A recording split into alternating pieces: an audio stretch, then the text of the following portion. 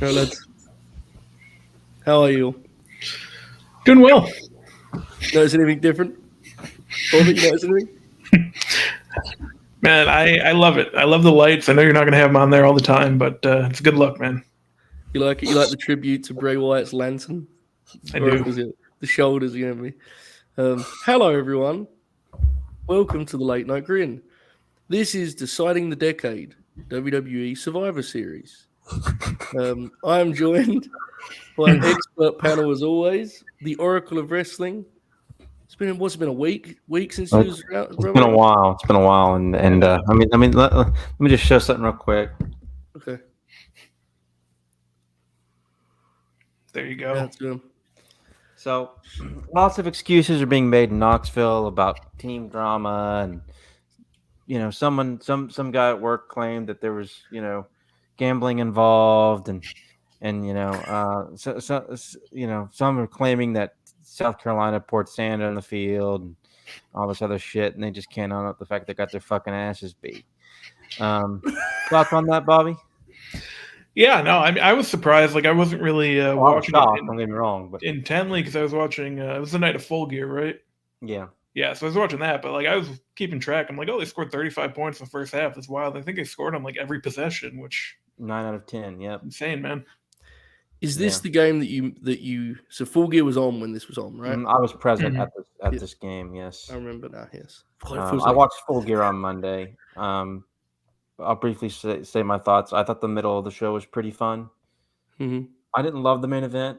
I didn't love the first hour of the show. It was just a lot of matches that I didn't care for coming in anyways. But it was a fine show nonetheless.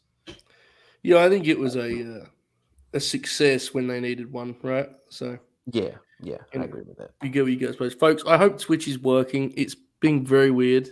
Like it's telling me I'm offline, which is bad. Please confirm for us in the chat that we are not offline. That would be unfortunate. It says we only have one viewer, but there's like 6 people talking in the Twitch chat. So Twitch keeps going to 1, and the bitrate says offline. So I don't know. We'll do the show. If we can watch it, they can watch it. I don't know. We're here. We'll upload it afterwards anyway. All right, boys. Was that Dave Matthews song? Ants Marching, whatever. Oh yeah. Oh my god. Armed with a new microphone, I also have notes. This is one of the only shows of the year I prepare for. For those of you who don't know, Deciding the Decade is basically just a means to like explore the history of an event, right? We did it with SummerSlam. Here we're doing it with Survivor Series. We'll probably do it for the big 4, and then we'll branch out and do some concepts like world champions, IC champs, tag. We'll do something like that because that could be fun too.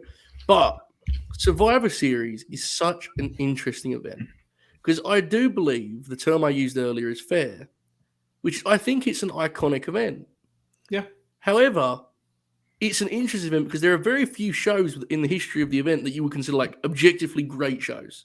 Like there's been a lot of bad Survivor Series, middling Survivor Series, but the show has now been going for nearly 35 years, I believe. Yep. Coming up on 35, and it's like, it's just fascinating the kind of history of this event. So I was looking forward to this. Bobby, I know you was very keen on bringing back the format for this one. Just broad thoughts on what Survivor Series meant to you as a fan, the kind of concept, obviously the famous, Survivor Series matches themselves, the whole thing. Bobby, go ahead, mate. Yeah, I always kind of liked it because, right when I started watching, they were really focusing on the brand split, and the Big Fours are like the only time that you'd see that crossover where, there'd be some Raw versus SmackDown people or, even just the backstage segments where they interact or whatever. And I always thought that was pretty cool. And then, when the network came around, going back and watching the older ones, like, I think it's one of the only times that, like, Shawn Michaels and Andre the Giant were in the same ring, or you get kind of cool stuff like that where like they maybe have not had a singles match, but it's still kind of a cool thing to see historically. Absolutely. It's very much a, this kind of like, it's almost a video game idea, right? Like these super teams coming together. The Rumble gives you some of those moments, but that's still on the other things for Survivor Series.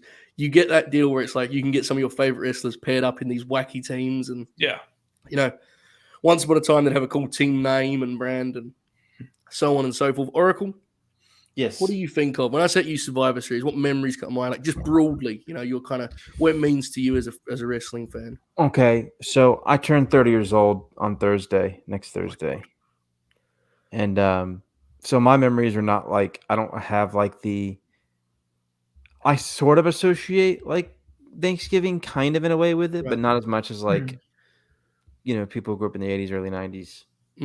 Um, when I think of it, I do think of the traditional Survivor Series tag, and like, Survivor Series is of course one of the big four, and it was a huge deal when I was a kid. By that point it had already kind of lost some of its steam, but they Yeah. tried to revitalize it after the Attitude Era and make it kind of interesting in some ways.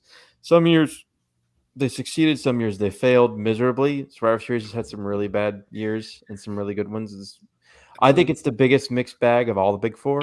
Yes. I mean, lest we forget, at the beginning of the last decade in the 2010s, Vince was ready to fucking axe it, so like it was barely hanging on by a thread there in 08, 09, 10, that period. The first Survivor Series I ever watched was 2000. I watched it live. I think the first one I ever saw was probably Survivor Series 99, because I got it on DVD where Austin gets run over. Yes. But the one I watched live, first one was Survivor Series 2000, on pay-per-view. And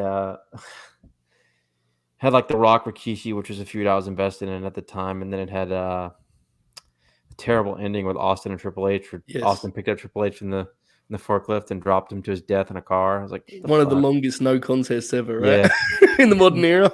Yeah. But like, one of my all-time favorite memories was like getting together with friends and family in the early 2000s and watching Survivor Series 2002 and like the first Elimination Chamber. That whole show is great.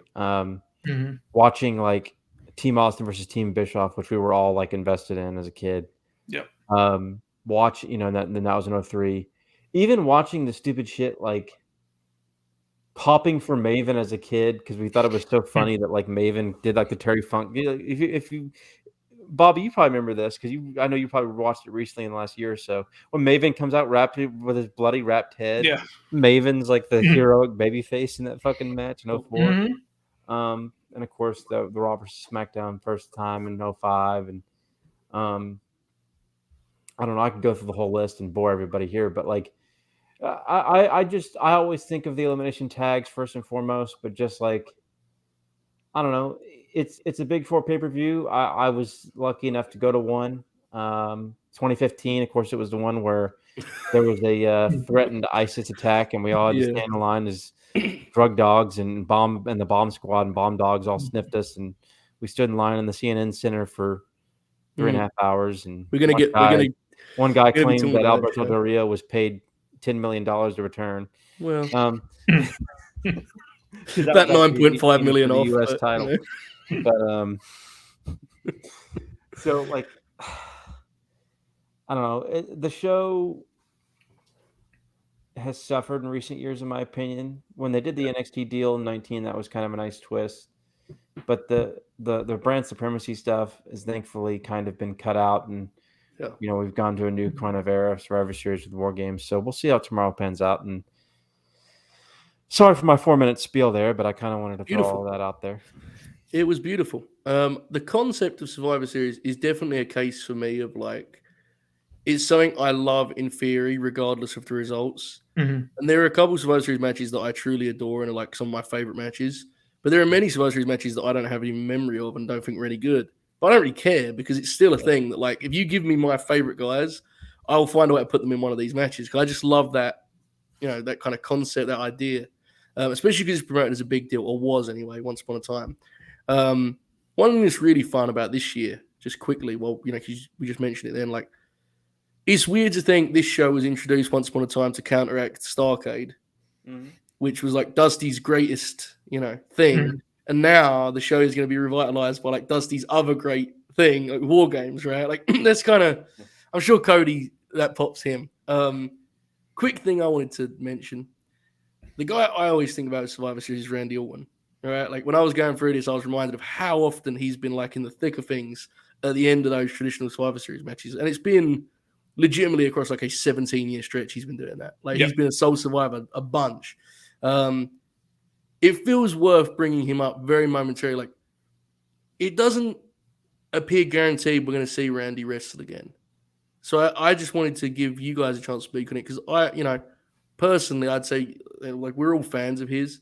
I've certainly loved watching him wrestle, and if we don't see Orton back in there, at the very least regularly, it's fair to say that his legacy, some of the biggest moments were at this show, right? Like I think that's a real thing, and there's some really cool ones.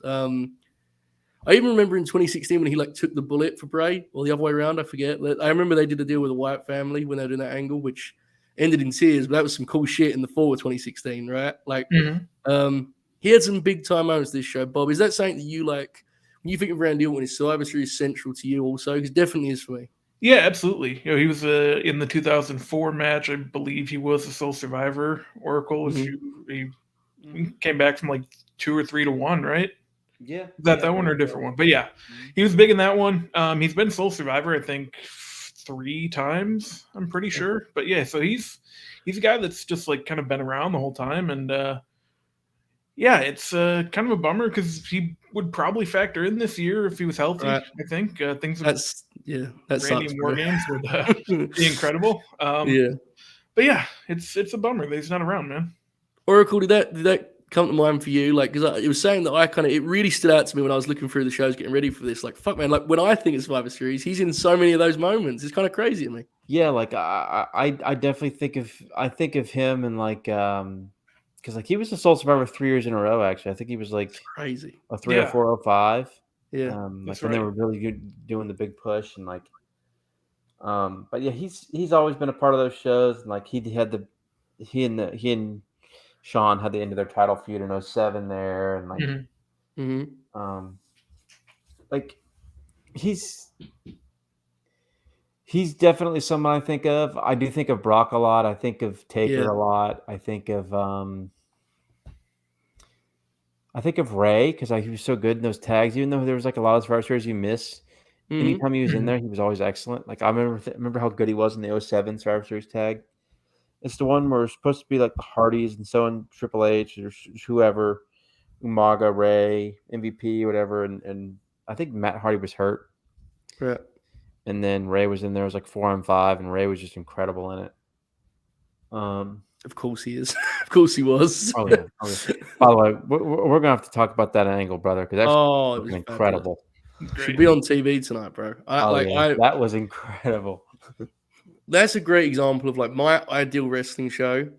Like you send to that footage, like we got this footage here from the cameraman of Rhea Ripley and Dominic Mysterio. This is just disgusting what happened at Thanksgiving. Funny, I was with my family. I was watching it, and I was like showing it to Dylan. He was like, "What the hell is going on?" And I was like, "This is incredible." I was like cackling at it. Rhea is, man, she's like just a superstar now. It's cool. Oh yeah, she's great. Speaking of superstars, shout out to our pal Dukes. He has resubscribed with Prime. Been with us for 6 months. He says the American Dragon Bryan Danielson is wrestling Dax the Axe Harwood on Wednesday night, which I cannot wait for. Dukes, we can talk about that on Wednesday on Fleet Week. 5 Eastern every Sunday. Fleet Week, myself, Chris, Dukes, and Tope talking all things AEW. So that's something I look forward to, folks, this coming weekend. All right. Also on Sunday, we'll probably try and do our Survivor Series review. Both of those things will happen, folks. Don't worry about it. All right.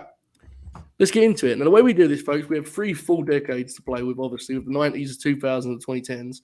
But we do like to cover the kind of loose ends. Let's start with the 80s. We've got 87, 88, and 89.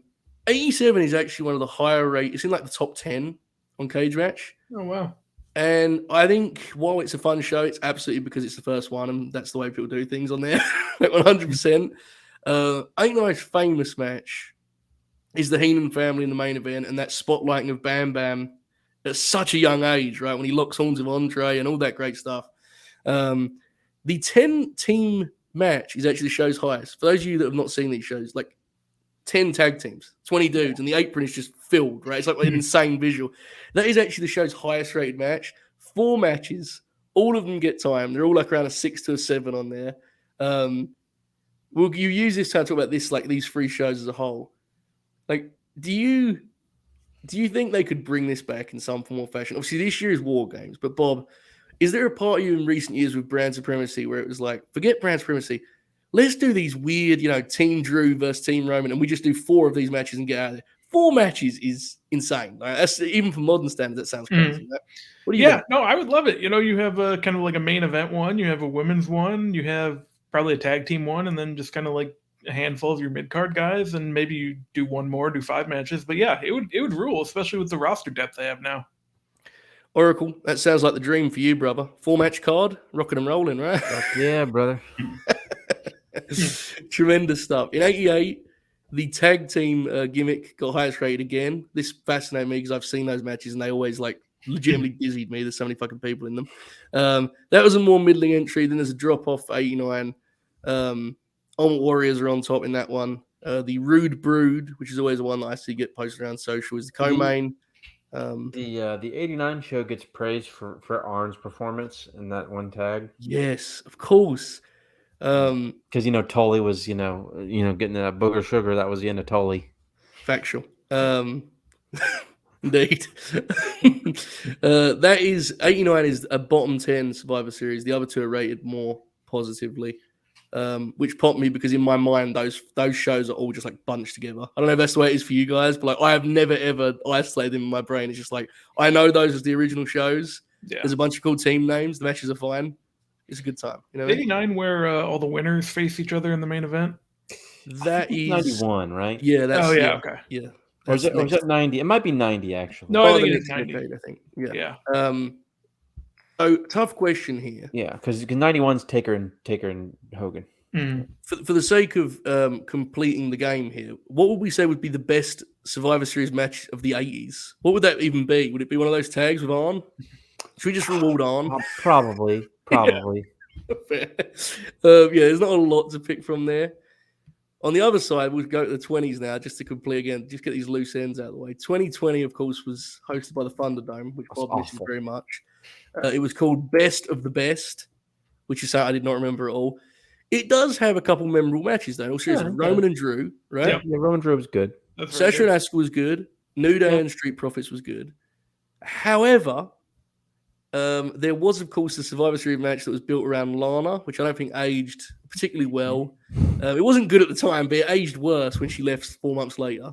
And then there was the strange deal in the men's match where Raw just beat SmackDown in like a sweep. Do you remember this? Yeah. Just beat them in like 15 minutes. Oh, yeah.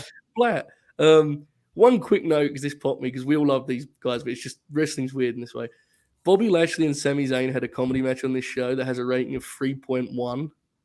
And the idea of that matchup being that bad, supposedly, is funny to me. Bobby, I know you love the Thunderdome. Any memories of 2020 Best of the Best? Honestly, not at all until you brought up Roman and Drew. All the Thunderdome stuff just runs together for me at this point. Yeah. But that Roman and Drew match was very good. Oracle, you had an instinctive reaction of oh, fuck this. But then when I read it, I could see your brain well, I guess that's it was. In some ways, it was actually better than last year's show, which was terrible other than the opener, which was great. Fair. Well, perfect transition. 2021 is rated as the 3rd worst Survivor Series show ever. Boy, that show's I think more than anything else, it will be remembered in infamy for The Rock's 25th anniversary. The egg. Remember the egg? Oh my god! That nearly killed Oracle and I off, man. We had a team meeting. I remember we talked how did they not even make the egg entertaining? It was terrible. It does have the highlight of Charlotte and Becky, who you may remember if it was a decade ago, but they had the work shoot business, right? Remember that stuff? Somewhat underwhelming Big E and Roman Reigns match. There was a Pizza Hut Battle Royal that people seem to think was one of the worst matches ever. Seth Rollins and Bianca Belair were the sole survivors. Seth pinned Jeff Hardy last in that match. That was 2021, a year ago. Jeff Hardy was the last man standing on one of the brands.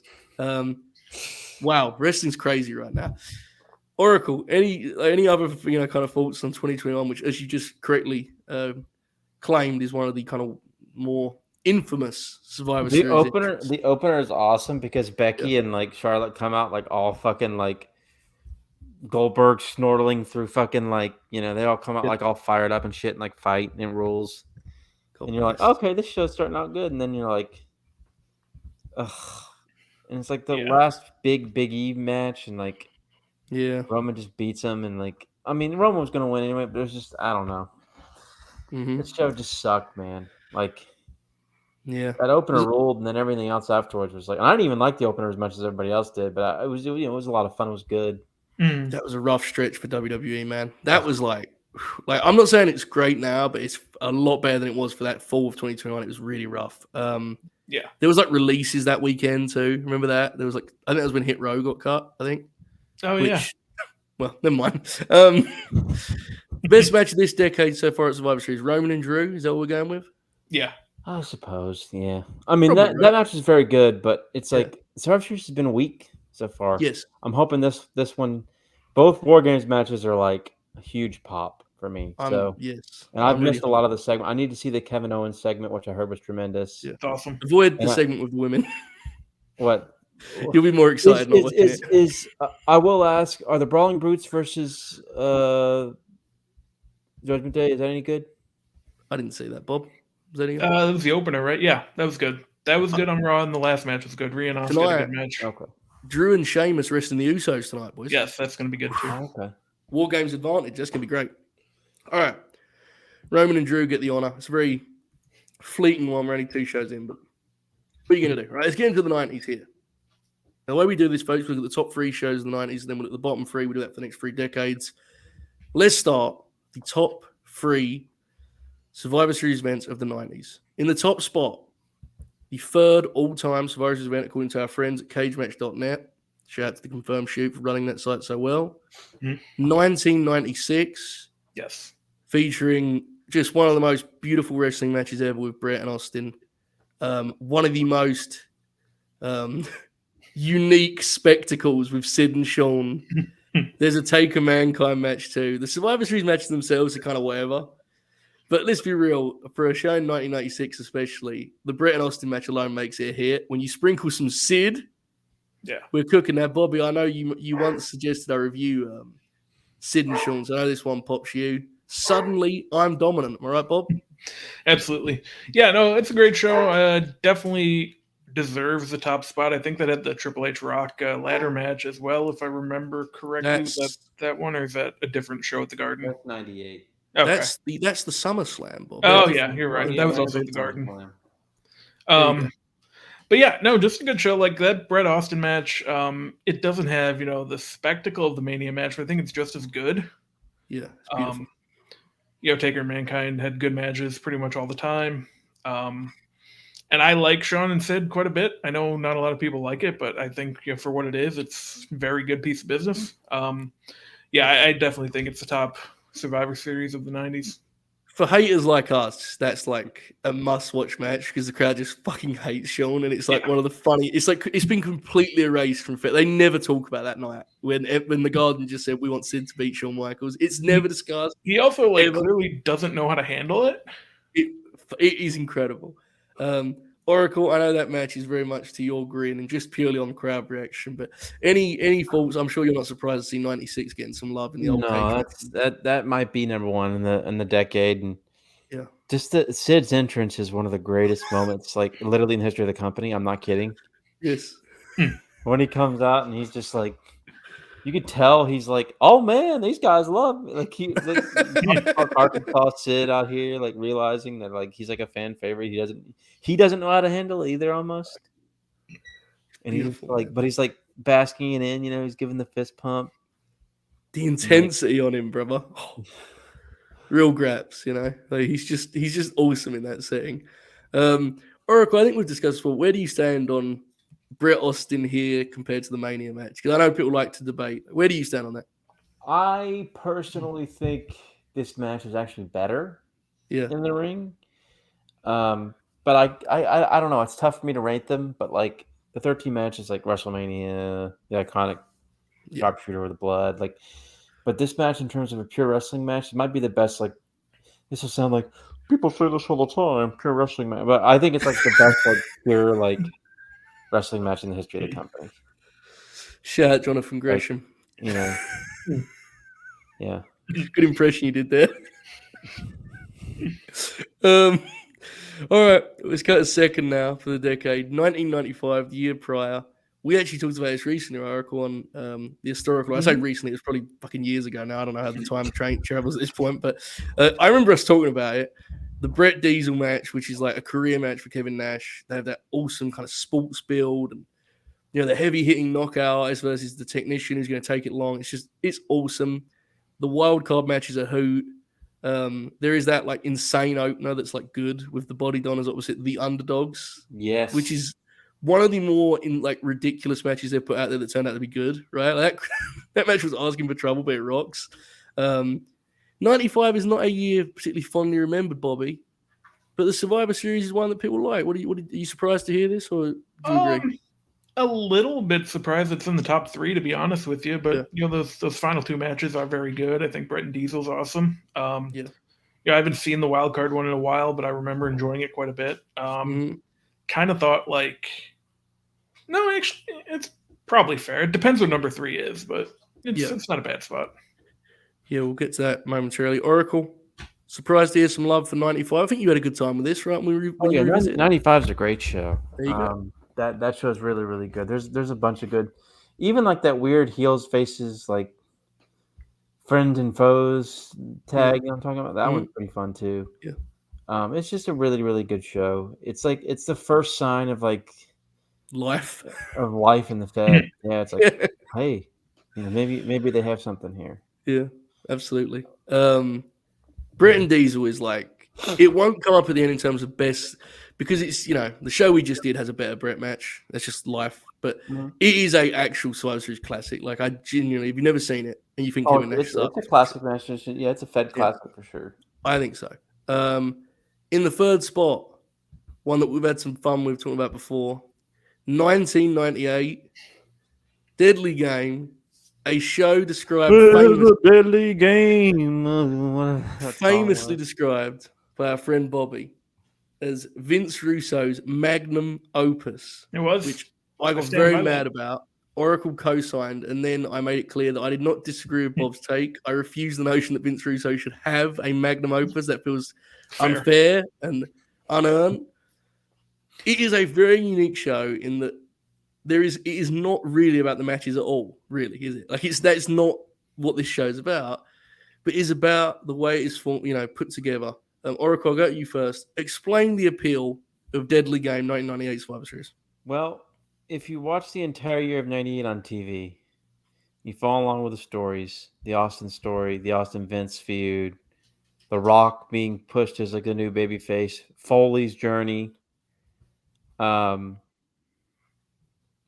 Man coming back in as the corporate minister, or as the corporations Hitman, all this stuff combined. Shane McMahon and Vince's battles, and Shane being the special guest referee, and fighting against his father, and all this.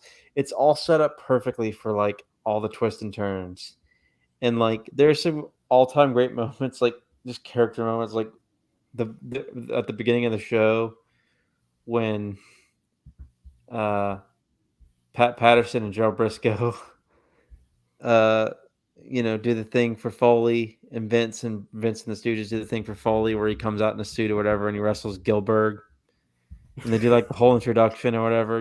I think Vince is the one who introduces Gilbert. It's extremely funny. They did the whole thing, and of course, when Shane turns, and they do that great camera angle. God, the camera work was so good back then. The thing where Shane just stops at 3 and then looks at Austin, and Austin's got his great, typical Austin look on his face. And JR's screaming and hollering on the, of course, on the mic. And then of course there's the great Austin and Foley match where Foley gets stunned out of his pants. Gets stunned out of his Yes, that rules. It's incredible. There's just great little moments, and of course the finish is great where The Rock turns and wins the title, and Foley's all dejected, and of course it sets up his title win a few weeks later. But yeah, it's kind of crazy. It's a masterpiece of Russo or not. It's a masterpiece of character development and storytelling. You're right. I'm just being silly. Bob, magnum opus, brother. Yeah, Oracle kind of covered it. Like, from an in-ring standpoint, like only 2 or 3 of I think they got like 14 matches on the show are actually good. But Yeah. how everything kind of flows and is threaded together isn't something you always get in wrestling, especially on pay-per-views. So it's really cool to see. Who does Regal wrestle on that show and have a really shitty match with? Who does he wrestle in the tournament? He has a really they have a really rough go of it, man. Waltman, right? You remember that match? They just didn't work at all. It was weird. Mm-hmm. Yeah. And again, that's stuff that's just like it's forgotten because ultimately they had the show to goal and it achieves it, right? It's interesting. That's in the free seed here for the 90s. We now move to the bottom 3 for the 90s. With the second worst Survivor Series event ever, we move to Oracle's first Survivor Series event, not live, but his first overall, 1999. This is the second worst Survivor Series event ever. It's the worst of the 90s. This, of course, features the main event in which Big Show takes the belt, right? One of the lowest rated Survivor Series matches is Gangrel, Mark Henry, Steve Blackman, and Val Venus over the team of the British Bulldog and the Mean Street Posse. It does have Kurt Angle's debut on it. 99 Oracle. Are you surprised to hear it's the second worst Survivor Series event ever? No. Not even nostalgia blinded you from that, huh? He's like, no, that's not right. Just sucks. I did used to like I think there was like a thing where like we would like try to like pause and like see if it was Rikishi that was actually in the car, God bless. Well, that was more like after the fact, like yeah. We would like try to see if we could actually see Rikishi driving the car, Detective work. Yeah. Good stuff. You imagine Twitter if that fucking angle went down.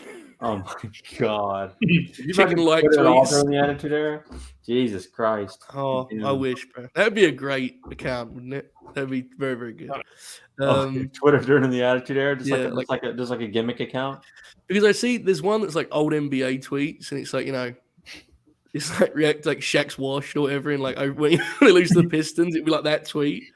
Someone should do that for wrestling. It'd be very good. Bob, you could do this. It'd be good. Bob, 1999. Yeah. Any memories, brother? I've never seen this show, but just kind of looking over the card, it doesn't look great. And from what I've seen in 1999, the in-ring wasn't really what people were focusing on for the most part. Indeed. So it didn't really translate to kind of an in-ring heavy show like a pay-per-view. It was more set for the Raws and SmackDowns and stuff. And so that makes sense. Yeah. Interesting time, certainly. It feels very different to the promotion that they are a year later, which is like kind of wild to think about. But nonetheless, let's move here to the second worst Survivor Series of the 90s. It's time, boys. Here we go. 1997, a very continue. Okay. A very quiet show, very, very underreported on. 1997 Survivor Series. Gang Rules, of course, Bobby. This is in Montreal. There was some events here that took place people talk about a lot. Bob, let's cut to the chase. Was the screwdriver work? Yes, absolutely.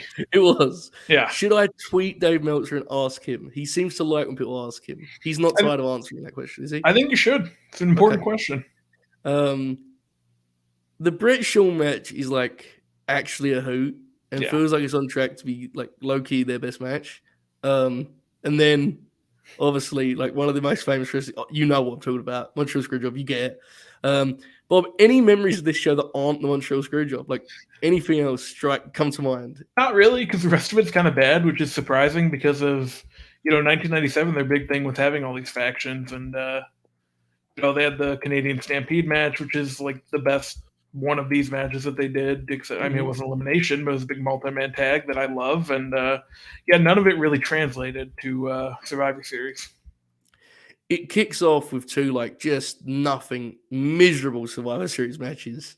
But yeah, it kind of goes without saying the show is remembered for the main event, and not even the main event really. It's remembered for the finish of the main event. Not surprised, Bobby. This is in the 2 seed here for the bottom spots, right? No, not at all. Is that the most famous Survivor Series though? It kind of has to be, right?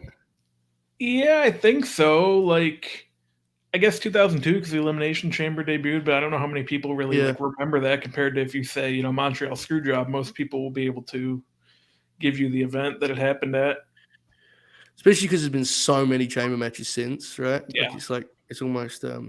Hey, Oracle, do you have any hot takes on the little-known event known as the Montreal Screwjob in 1997? That match fucking rules until the Screwjob.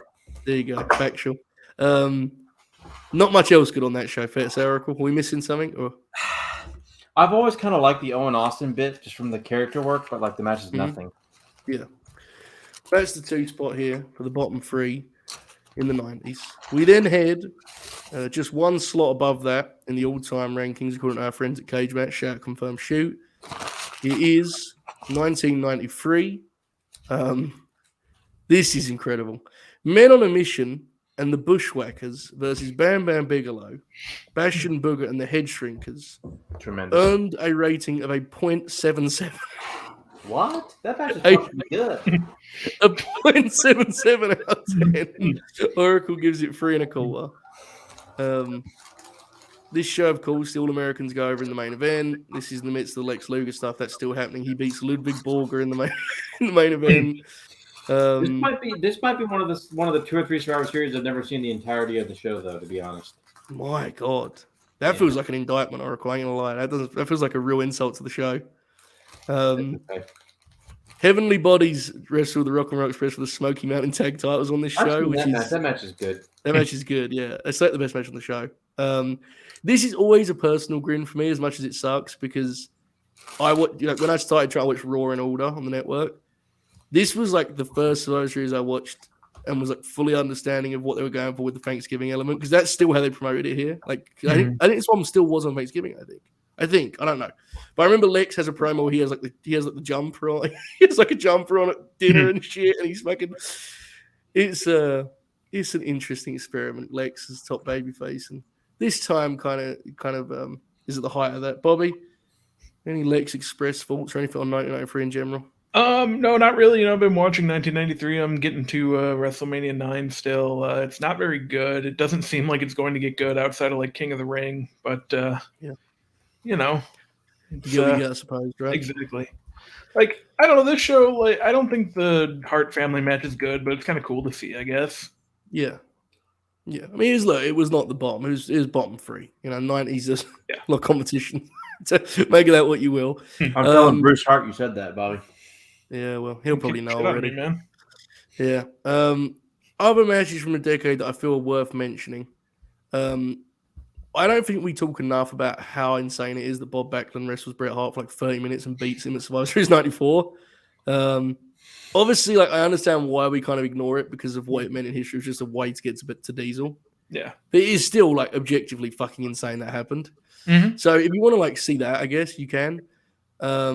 Sean and Brett wrestled at which Survivor Series in the early 90s? 92. Yeah. Very good. And a lot of people love that match, right? Like, yeah, I like it. I don't love it, but a lot of people do. Bobby, that one seemed to evoke a memory of yours. Good time? I enjoyed that match quite a bit. I'm glad we brought it up.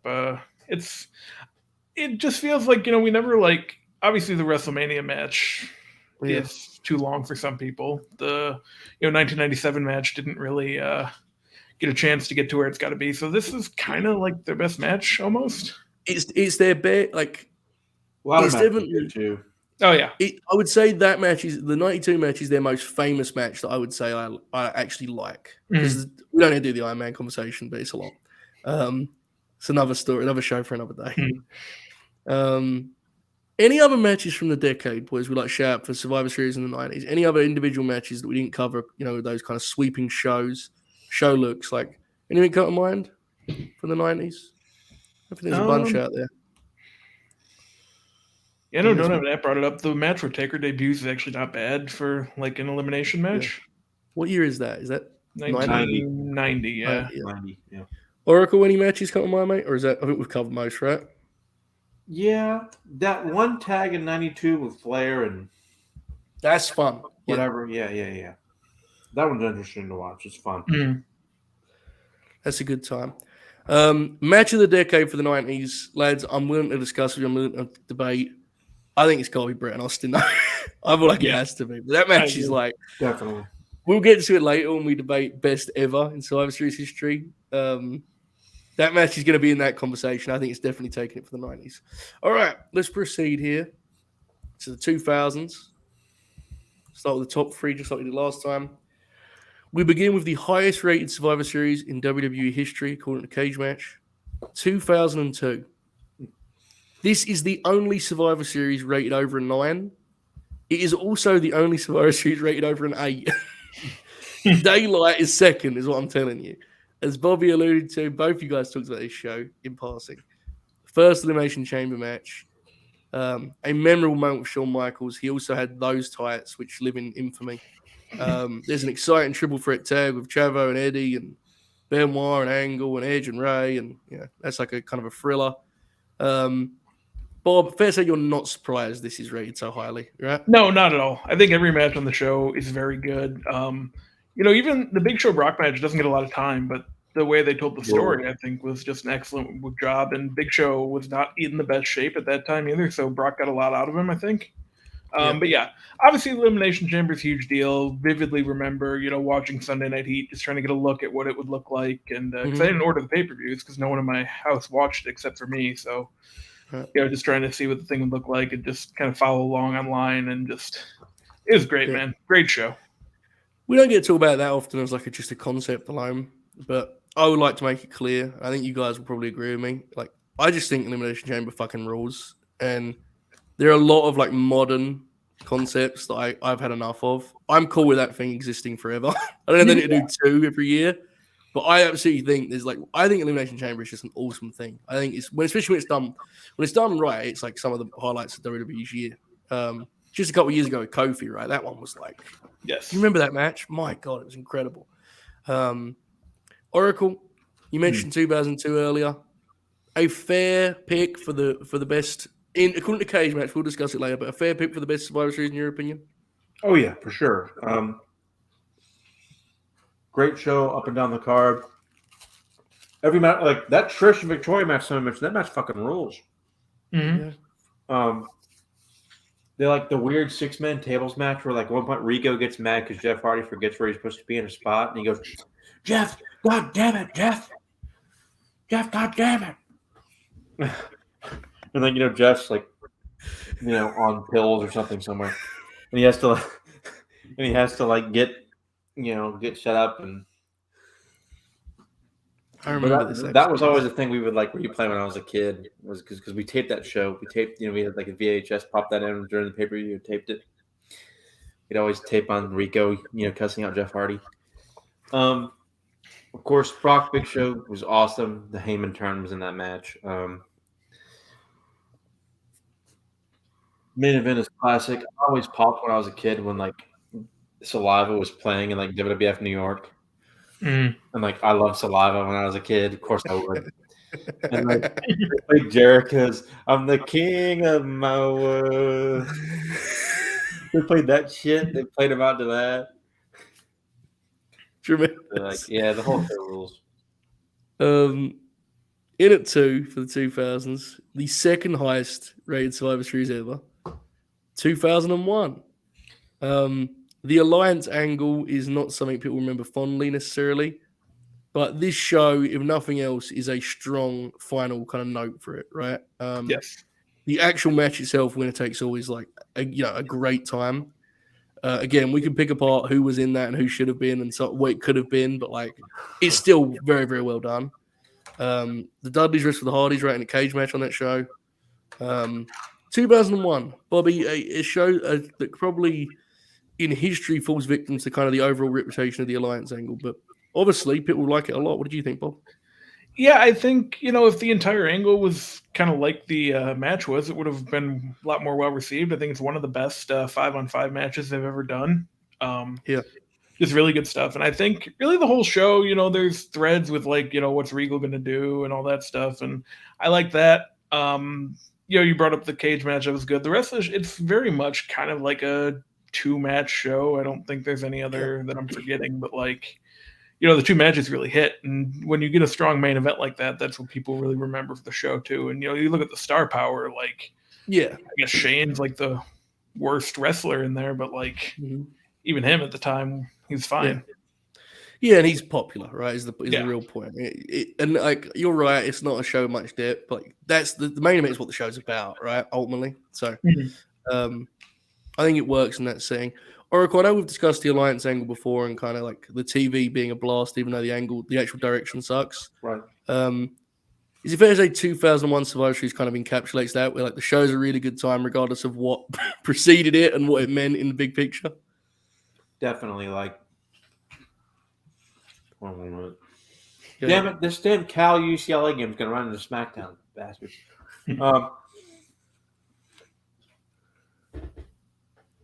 Yes. All right. There you go. So this show's crazy because it always bugs me that they Angle saved the Fed and then like he was like the mole and then all of a sudden like he was just a heel again and Austin was a face again the next night. It was always fun. He was like, "What the hell?"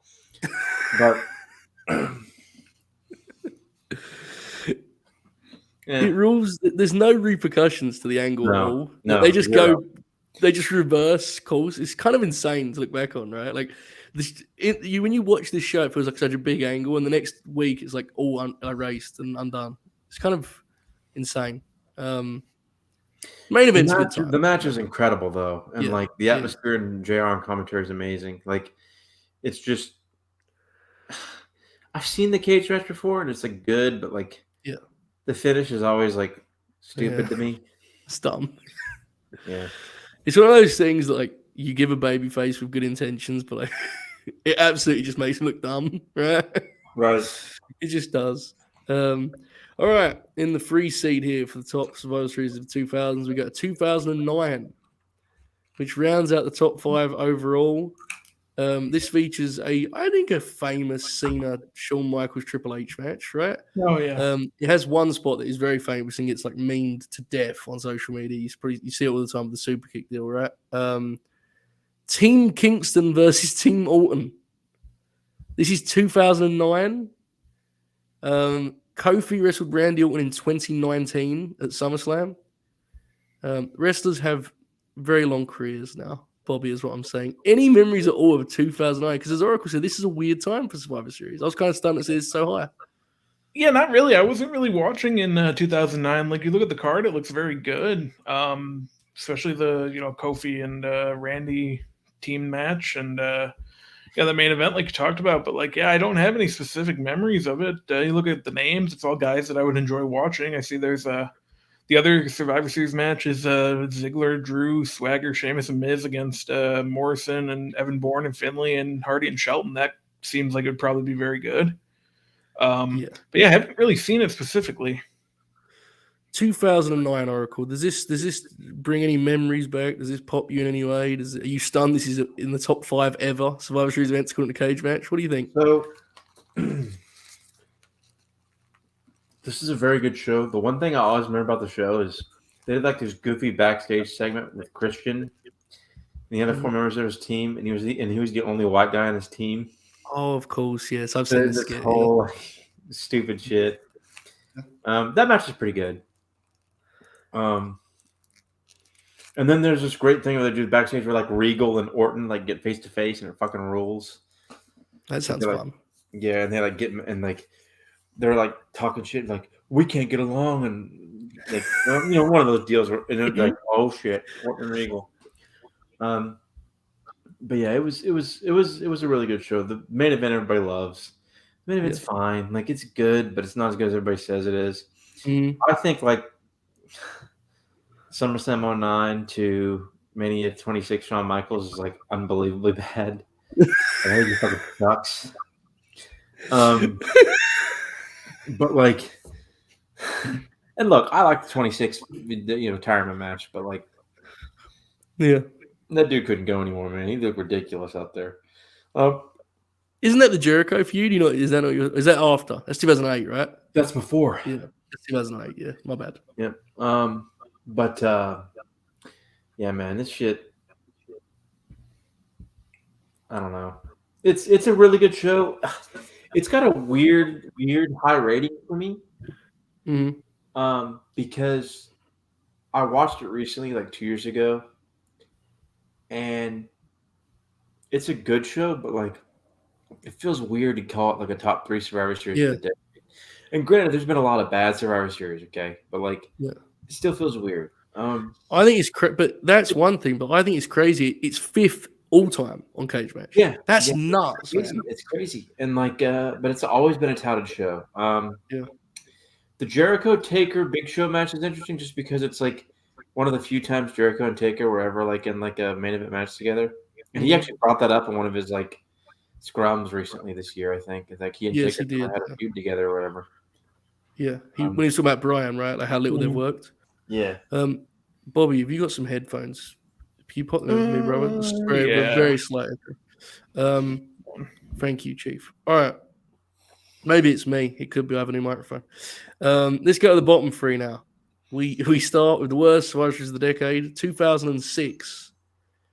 Headlined by Batista defeating King Booker. Bad. Team Cena over Team Big Show. Bad. There are 3 Survivor Series matches on this show, and all of them go like 10 to 12 minutes. I think there's one with like Rated RKO where they get like swept. It goes like 10 minutes. Right. What the fuck happened here, bro? bro? Triple H was just like doing the suck it sign and goofing off. It was terrible, dude. It's awful. This is like a kind of, to me anyway, this is a forgotten time within the promotion. You know, it's like 2006. I don't know. I've seen some of this show. You don't seem surprised that this is the worst of the decade, Oracle. No, I watched this show at one of my cousins. So one of my cousins was married to a wrestling guy, a wrestling manager, like a local shindy wrestling manager. Yeah. And we watched over at their place. Show fucking sucked, man. It was terrible.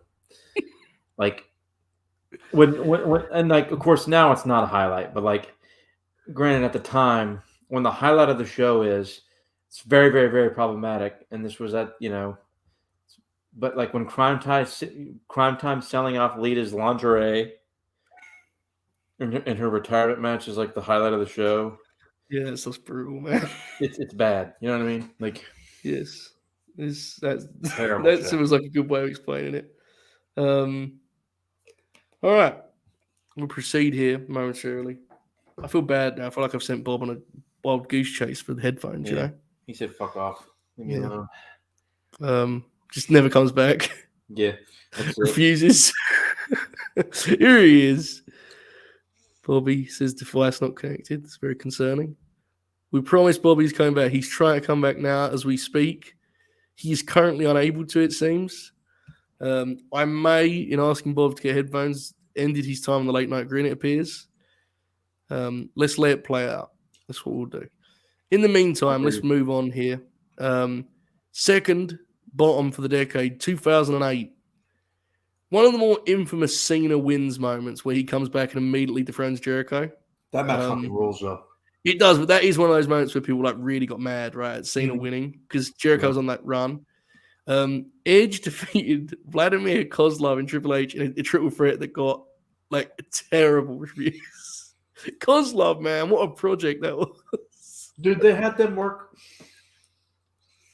Because Jeff Hardy was the biggest star in the company. He seriously was at the time. Mm-hmm. I mean, like in terms of the biggest baby face, like Cena was number one. And that was a show where Cena solidified himself as number one. Yes. Because like that was after that was like the reign of Cena, terror that everybody said. Mm-hmm. The Jericho match is outstanding, by the way. Like there's this great Walls of Jericho spot where like Cena's like fighting through it and it fucking rules. Unbelievable. It's like awesome. Like I gave that match like 4.5 stars. It's like it's a hot match. Yeah. It's great. And like they did the whole deal where like Jeff was like blown up in the pyro or whatever. Oh yes. And there's all this shit, and then like he like passes out in the stairwell and all this weird shit. So like he's hurt, whatever, and can't show up to the show. And so they have Triple H and because it's supposed to be Triple H, Kozlov, and Jeff. And it's Triple H and Kozlov like working like fucking holds, and they have no chemistry together because Triple H does not want to work with Vladimir Kozlov. Because I actually think Kozlov is actually a decent worker. Really? Yeah. Or I don't mind Kozlov like by himself. Like honestly, I don't mind him. Like he wasn't that good or anything, but like he was fine. I thought he was fine. And I mean, it was just It was bad. Like, it was real bad. Bobby, are you okay? Yeah, I plugged my headphones in and the audio wasn't picking up. And then I tried to do it again and it didn't pick up. So I had to restart my entire browser. And now I have audio. So we're good. I'm sorry. No, we're good. Anything on Survivor Series 2006 and 2008, the bottom two of the decade? Anything on either of those? 2006 is bad, man. Because like Raw's not good if you don't care about DX, and ECW's not good. Like SmackDown's good, but they can only do so much. And yeah, no, 2008's not great either. Those are very good choices for the bottom two of the decade. In the free seed, we have here 2000, which was Oracle's first live experience of the Survivor Series. This, of course, has the aforementioned very long, short Steve Austin Triple H main event with the no contest finish because the match is thrown out because much more important things are going to happen, like an attempted murder. In fairness, I mean, that was kind of the logical, follow up on what happened the year prior. But Bobby, are you surprised to see 2000 here down in the bottom three for the decade? No, not really. Just kind of because like 04 and 05 are pretty good. 2007, from what I remember, is pretty good. So yeah, it's kind of just process of elimination. Absolutely. We'll wait for the return of the Oracle of Wrestling. Bobby, SmackDown is on right now, isn't it? It is. Are you missing SmackDown for this show? Or have you got it on in the background? No, I'll watch it later. It's fine. What a pro, folks. What a pro. I know. Okay. When Oracle gets back, we'll kind of just sweep back. Here he is. Well, SmackDown's not on for me, right? I don't know. No, I think they're waiting because the game like just ended. So I think instead of moving to 5 Sports 1, they're game. Okay, I got you. I don't know what's going on. Yeah. Oracle, 2000, your first live Survivor Series.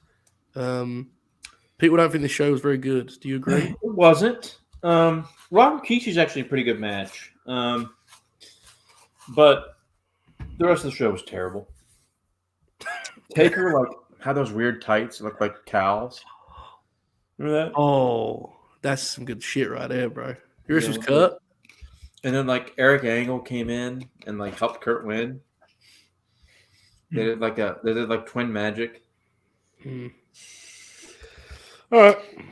SmackDown is definitely on because I just got a message back, so I don't really understand what's happening over there on Fox, but we'll let it play out. Other matches from the decade: Batista and Taker have a Hell in a Cell match.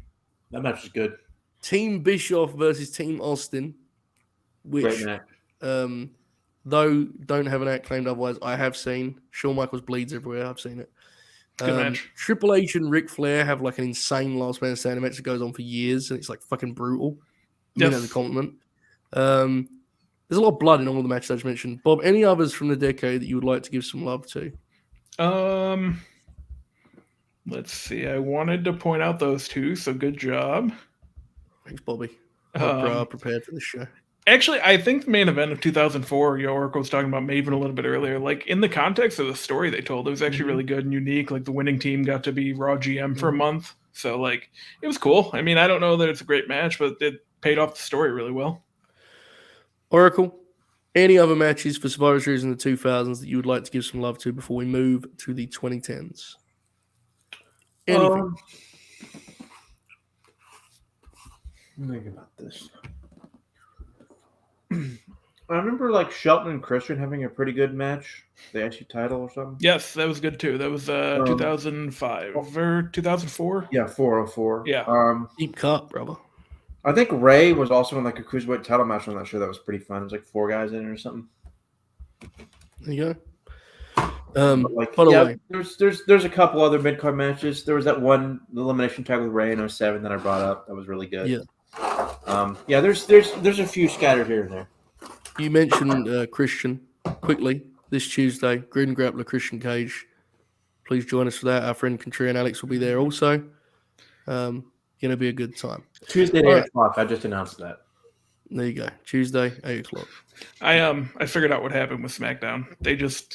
So there was a football game on Fox, and it just didn't end in time. They didn't air it anywhere else, so it just started, and they didn't air it anywhere in the U.S. And then Becky came back, and everyone missed it. I saw what Jeff posted. That is fucking incredible. That is art. They didn't just start the show from the top. They just brought it live. Like because like they didn't move it to Fox Sports 1 or whatever, just because it was only gonna be 10 minutes or whatever. And it's so you still think not they on just for me? Is it on for you yet, Bobby? No. Wouldn't you like when you then broadcast it? Wouldn't you go from the top and just let it run 10 minutes over rather than just dropping into the show? Well, yeah, but then you got local news stuff after, and that can't be moved. I don't know. They probably should have had some sort of plan. I just got a text. When I got a text about Becky, I was like, the guys, SmackDown's on. Yeah. Anyway, Becky That was War Games match is going to fucking rule, man. I'm excited. Do you think Alexa's turning, Oracle? The guys have convinced me she is. I don't really believe it. But Maybe. I don't know. I don't buy it. Match of the decade over the 2000s. I've penciled in the Elimination Chamber, but I am open to ideas in this because I haven't seen as much of that decade. What do we think, boys? Match of the decade for Survivor Series in the 2000s. I'd probably go with the Elimination Chamber because I still think it's the best one. Significant too, right? It's historic. Oracle, what do you think? I think O2 is number one. Okay, there you go. We move to the 2010s, which has been a fascinating decade for this event because it's gone through like the Brand Supremacy went away, came back, and then people hated it, and then NXT got involved, and there's a whole lot. The top Survivor Series event of the 2010s is 2011, which of course was The Rock's first match in I believe 7 years. Mm-hmm. A match that like she ever came back to, bro. It is like it's kind of insane that match happened. I feel like you kind of forget sometimes like awesome truth up against the two biggest stars, two of the top 5 stars in the last 40 years of wrestling. It's at the Garden, which always adds some points. I think, especially back then when that's still when the building looked different. It was like just before they made it like every other fucking building in the world. CM Punk has a hot match with Alberto Del Rio. Congratulations on that. Dolph and Morrison have a nice kind of like modern take on the sort of traditional mid-card, guys workhorse match, that kind of deal. It isn't a crazy card, especially looking back on it, but it's Madison Square Garden. There's a Howard Finkel cameo. The Rock is back. This feels more like a moment than anything else, Bobby. Would you agree with that? It's the top one of the decade. What do you think? Yeah, I would agree. Especially the Cena and Rock match, like that's a big deal just because it happened. And the Punk match, it was the start of the year-long title run, so I guess people remember that fondly as well. And I think it's probably their first pay-per-view in the Garden since the Rumble when Cena came back. So because they weren't really running it super often, and that carried over into the past decade where they don't run it too much anymore. But yeah, it was a big deal. So would this be the last pay-per-view at the Garden where it looked like the Garden? Because it did. Yes. Right? I'm almost certain it did. Yeah, because they renovated it 2013, I believe. So yeah, this was like the last one. I hope we're right about that because otherwise it would be very embarrassing. Oracle, any memories of 2011 Survivor Series, the top Survivor Series of the decade? Kind of surprised me, I have to be honest. That was a really good show, actually. Like,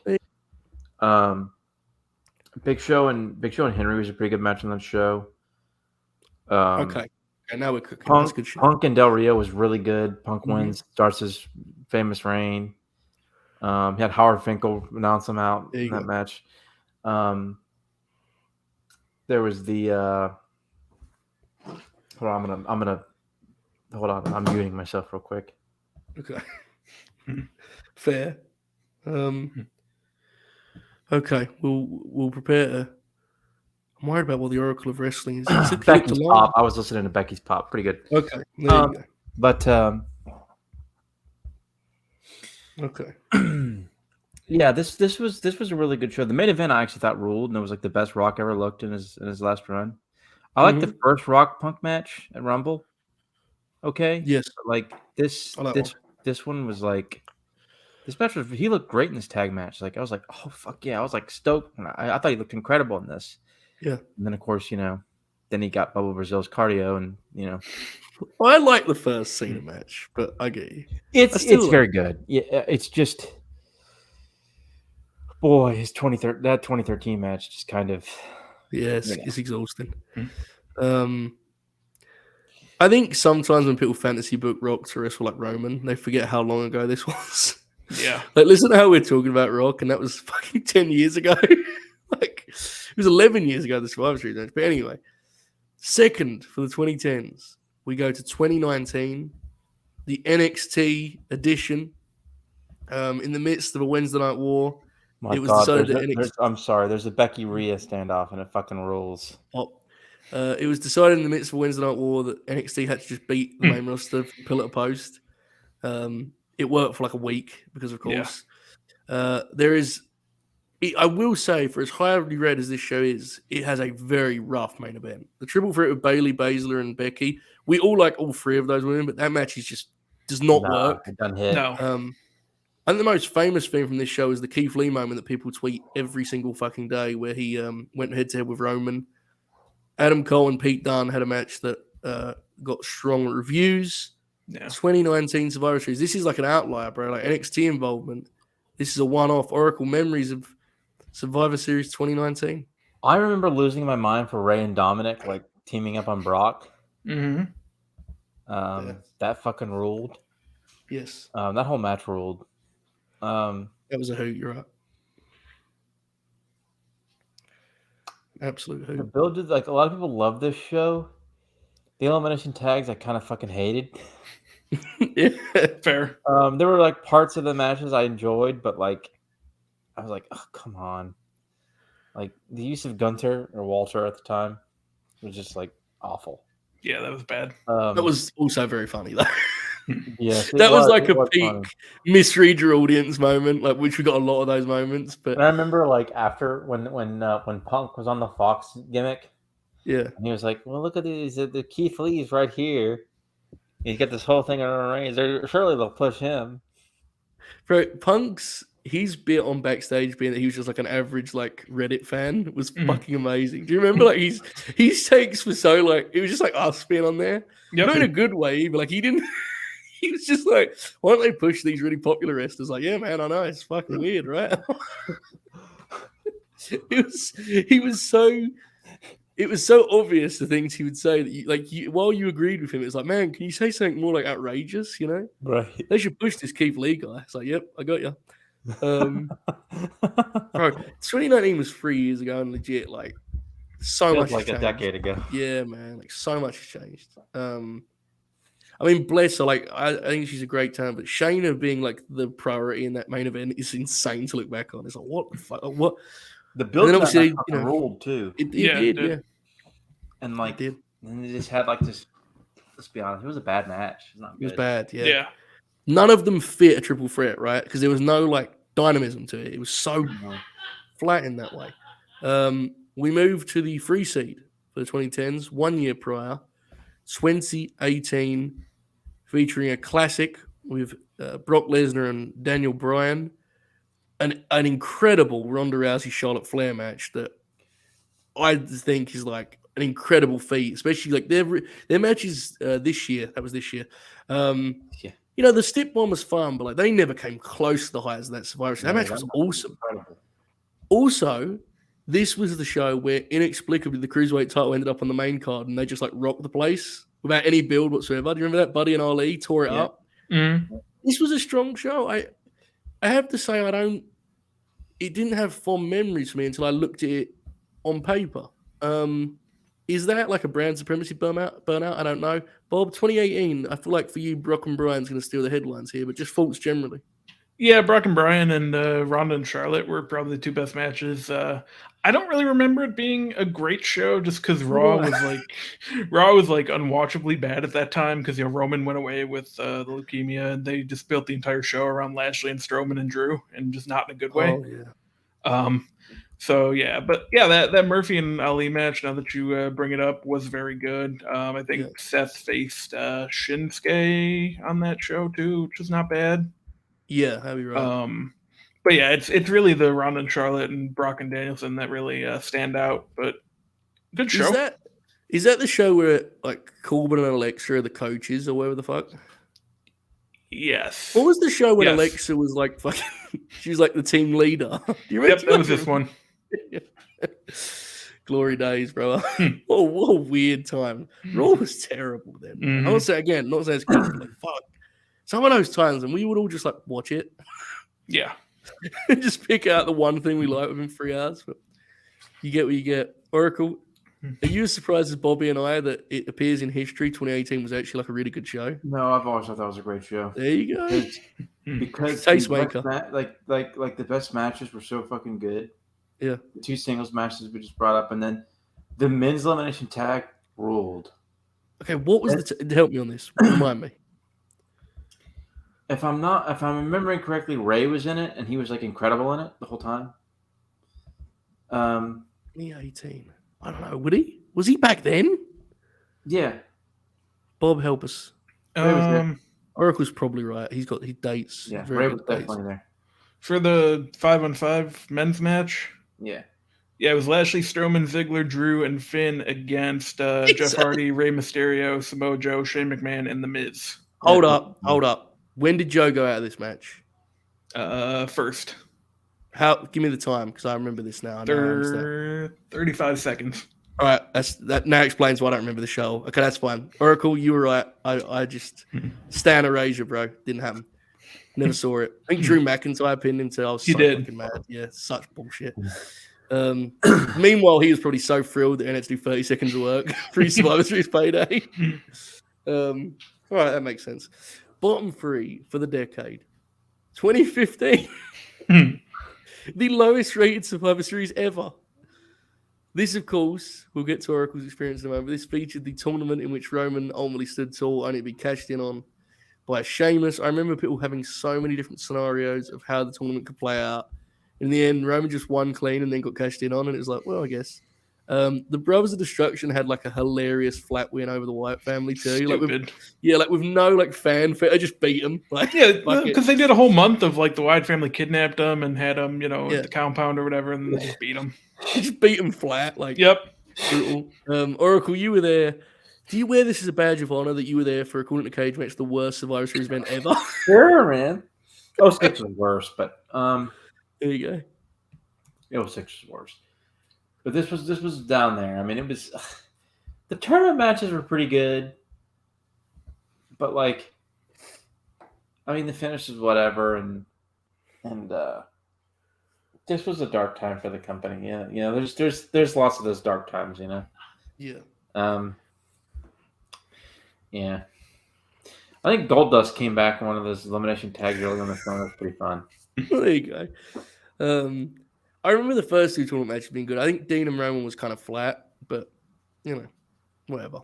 2015, Bob. Anything else on that for the worst Survivor Series ever? Apparently.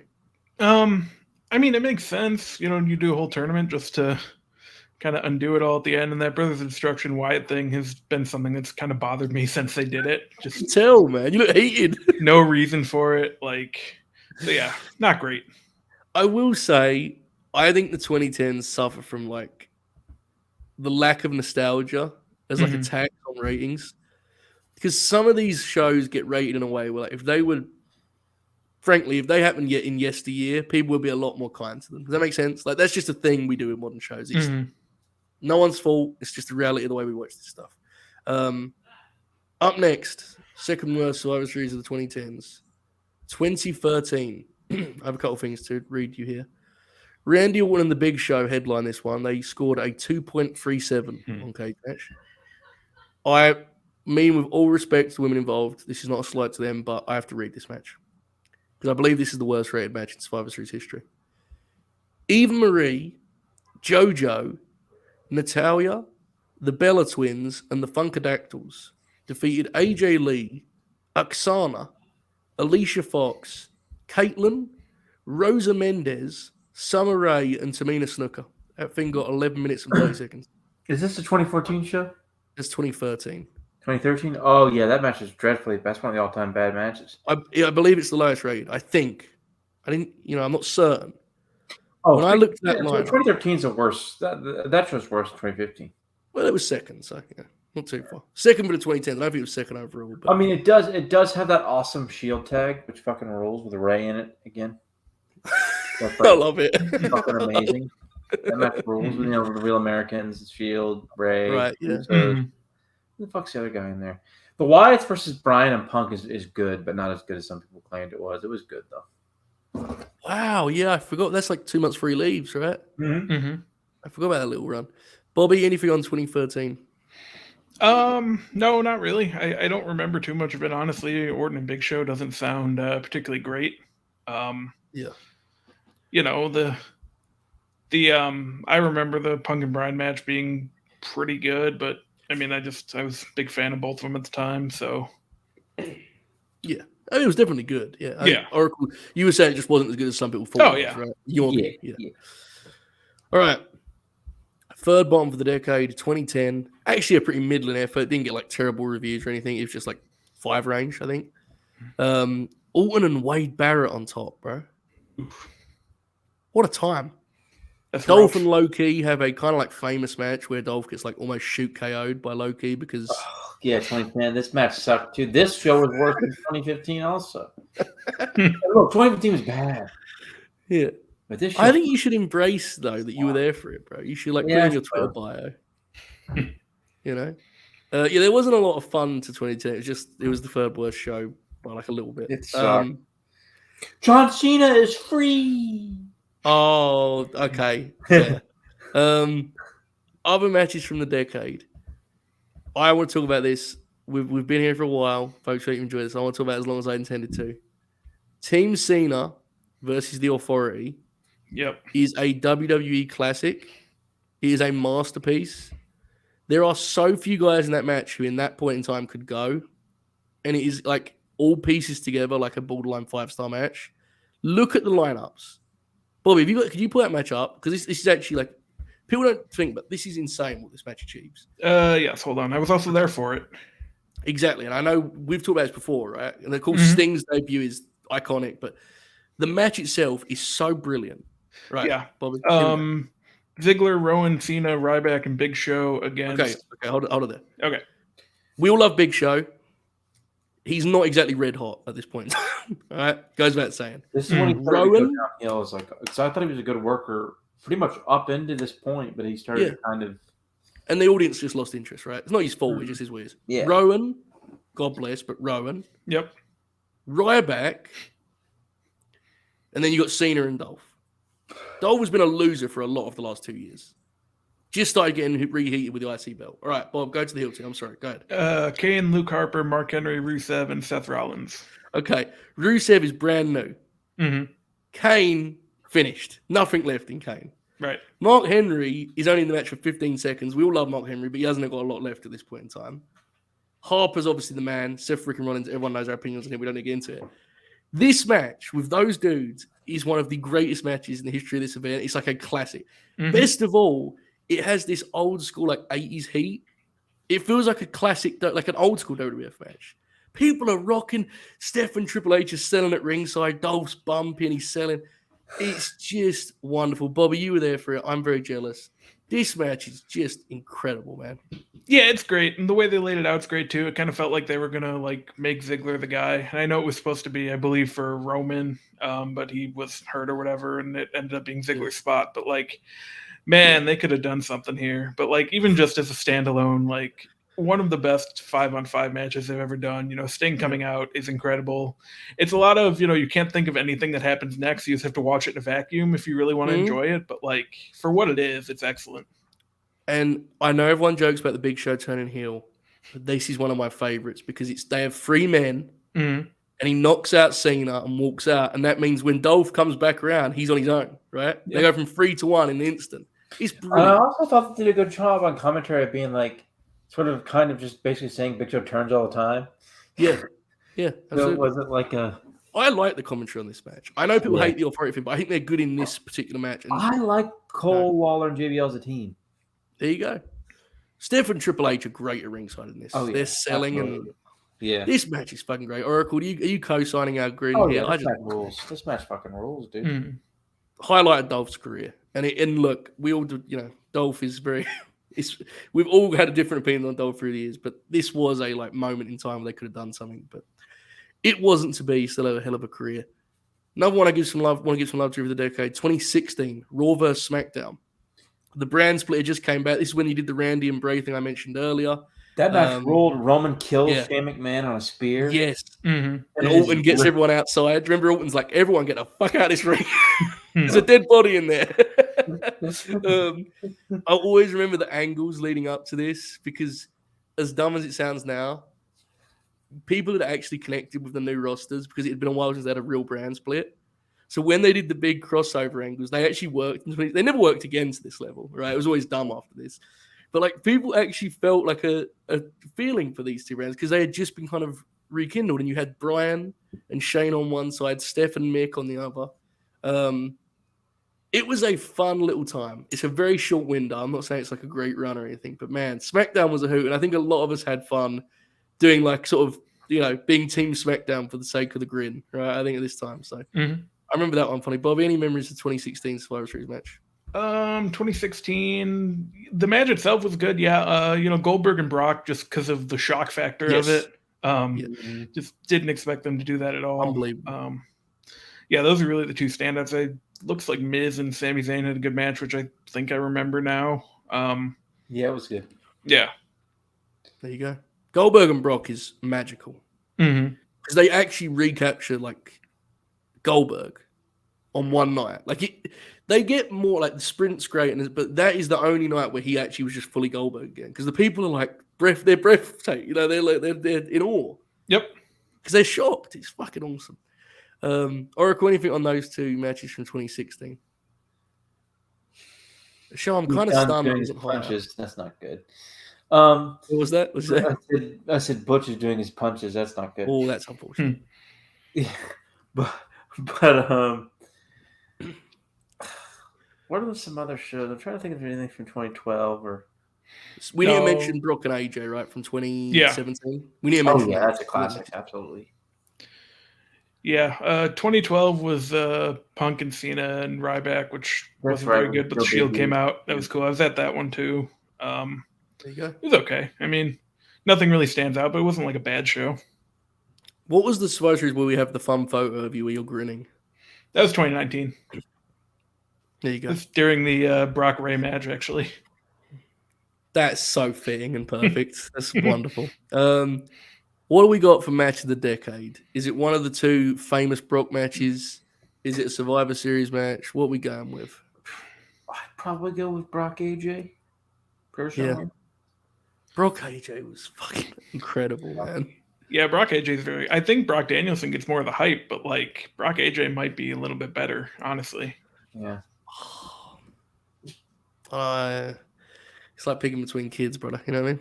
Mm-hmm. It's hard. Yeah. Like, because they're very similar, but there's a difference in the way, because the way Brian works it, because Brian's a heel, but he sells in a way where he just lets them cheer him for that night. He just turned heel the week before. Let's go with Brock AJ for match of the decade. Bucket. Let's do it. All right. Finally, to conclude, the best Survivor Series show. I don't want to go on a limb here, but it feels like we're going to agree with a consensus on this one. And 0-2 is where you fellas are leaning. Is that that what you're thinking? Yes. Yeah. I need to watch that show in full because I've seen the pieces of it, but I was not ready for it to be that far ahead of everything else, you know. But you boys seem confident. You both brought it up before we even got to it, so I think it's 2002, right? So we look 2002 in. I'm intrigued. We put all the decades together. What is the greatest Survivor Series match of all time? Bobby, what are you thinking? You can have a short list and we can kind of discuss it. Where does your brain immediately go?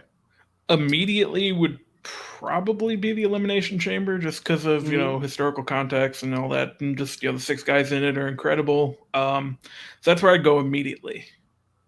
I lean, and that's a very fair pick, to be clear. I think Bret Austin is my personal leader.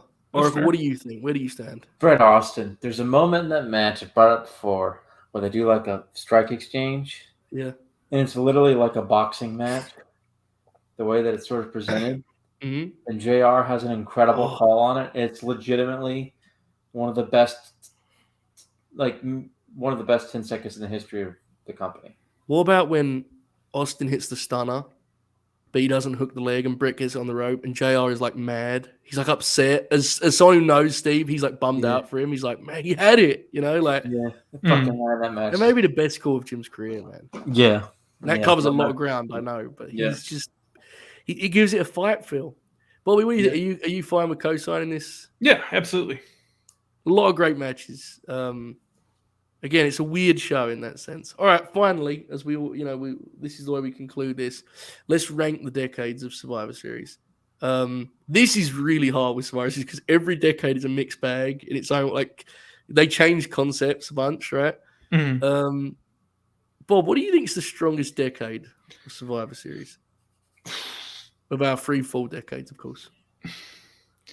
It's interesting because I wanted to say 2000 immediately, but it might be the 2010s, even though it has 2015 and a couple bad shows. But like, Bro, I'm kind of glad. Like, I threw it to you, and I was wondering where you're going. Like, I think it's the 2010s, yeah, and like, I feel kind of dirty saying it because I know I know how like divisive the builds have been and like the branding has been, but I think the highs are higher, and I don't think the lows are like.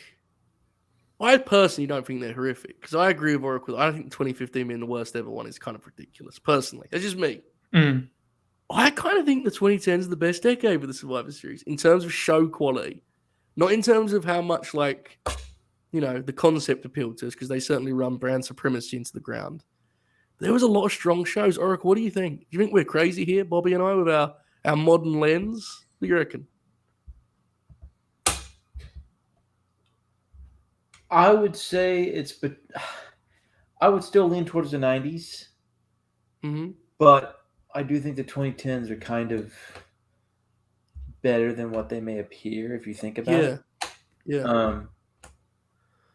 I don't know. The more, admittedly, the more I think about it, the more I think Survivor Series has a lot of just like bad shows. Yeah. So it's hard to rate based off of that, where it's like kind of different with like SummerSlam or like Rumble, or I don't know. Of course, I'm sure we'll do Deciding the Decade and Rumble in a month or two. Sure, yeah. That's going to be difficult to do because there's a lot of good Rumbles and there's bad ones. Yeah, but like, that's going to be tough. It's interesting too because the Rumble obviously is like a consistent concept, right? So it feels like a clear and I think the Rumble has grown, over the years. I agree. And so it's going to be like, I don't know, that's going to be an interesting one. But anyways, yeah, I'm going to lean 90s, but 2010s are definitely better than what they appear. Bobby, are we cool with giving Oracle the runner-up medal of 90s in the 2 seed? Yes. Feels kind of nuts we're going to have the 2000s in the 3rd spot, but like I think that's where we are as a group, right? That's where we've ended up. It's just a really hard comparison to make because of how much the show's evolved and gone back and reverted. And this year we've got fucking War Games. Really interesting. I think it's one of the more unique shows in kind of the wrestling history books, wrestling lore, whatever the fuck you want to call it. All right, folks, we hope you enjoyed this. As we mentioned earlier, as Oracle just said, we're going to do this for the Rumble too. We're going to do it for Mania. And then we'll get more creative and kind of play around with different ideas through the decades. So that's what's ahead. Bobby, any final thoughts, mate? No, I don't think so. I'm glad we got to bring this back. It was a lot of fun. Just really fun to take a look through these. Really excited for War Games, and we'll be back Sunday to review it, hopefully. Yes, that's the plan. Because otherwise, schedules get harder, and it's just like we'll try our best. I'm really excited. Oracle, any final thoughts? Very excited for War Games. The 2 War Games matches are just like, and the thing is, the rest of the card, I don't even want to watch. Like, I don't even the rest of the card like it's fun. But like the 2 War Games matches pop me, and like every time they do War Pigs for this shit, it fucking rules. Yeah. And like I love like the little like 30-second ad they've been doing on TV with War Pigs blaring, and they show like, and there's like Mia Yim making a mean face, and it fucking rules. I'm so happy for her, dude. Yeah, rules. It's fucking War Games. So is her name Mia Yim, or they call her Michin now? No, she's Mia Yim. They went with Michin, and then they quickly reverted back. Yeah, smart. Fair. All right, folks. No shows tomorrow. Hopefully 2 on Sunday. The Survivor Series review and also Fleet Week, featuring the young lions of the Late Night Grin, Tope, Chris, and Young Dukes, all future stars in this business. See their progress on Fleet Week every week, 5 Eastern. On Sundays, so that's what we've got to look forward to. I sincerely hope everyone enjoys the Survivor Series. I don't want to advise anyone what to watch, but I think if you've been if you've been kind of on the outside looking in with WWE, like a lot of us have, I think this is a really nice show to just have a look what's going on. 5 matches, 2 of them are War Games matches. I'm confident one of the War Games matches is going to be a classic. I really feel it. The other one I think is going to be a hoop, but I think one of them could be special. Which one? Brother, I trust them. The Bloodline, I trust them. Their instincts. Yeah. I think the women's match will be fun, but I think it'll be a lot more familiar with the NXT ones. They ain't doing an Undisputed Era War Games, bro. Roman is not doing that. Like, they're going to do... I think they're going to punch each other and shit, man. I'm ready to go. So, yeah, give it a shot if you're interested. If not, who gives a fuck, right? Watch whatever you want, man. There's FTR wrestling with Ricky Steamboat this weekend. There's a lot going on. It's true. Also, Dax is wrestling Speedball Mike Bailey. So... Also, that match with Top Flight ruled. It did. Rampage was fun. All right, people, we appreciate you. This was a lot of fun. This is true, man. This is crazy. There's no pay-per-view between this and the Rumble. You know what? I'm going to be the one person to say I actually like that. I mean, it's rough on the TV, but, like, it's the holidays, man. Like, yeah. I think next year he'll do Starrcade. I'm pretty convinced of this. He'll do that on, like, the week after Christmas, like, in between that and New Year. I'm certain cool. It's Triple H, bro. You know what that dude's likes. You know, he's fucking... Yeah, you're probably right. All right, folks, keep grinning. Hope to see you over at latenightgrin.com sometime. Enjoy the Survivor Series. We'll see you for the review. We'll see you for Fleet Week, all that good stuff. But in the meantime, enjoy this outro. All hell.